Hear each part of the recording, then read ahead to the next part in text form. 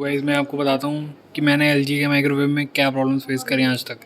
ये मेरा एलजी का माइक्रोवेव है और ये उस टाइम मेरे ख्याल से 8-10 हज़ार का आया था।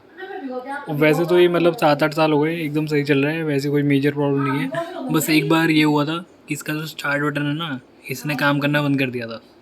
तो वो हमने ठीक कराया था, उसमें कम से कम 1200 रुपये लगे थे और वो ठीक हो गया। लेकिन वो भी 5 साल बाद आई थी प्रॉब्लम, और फिर उसके बाद ये ठीक हो गया था।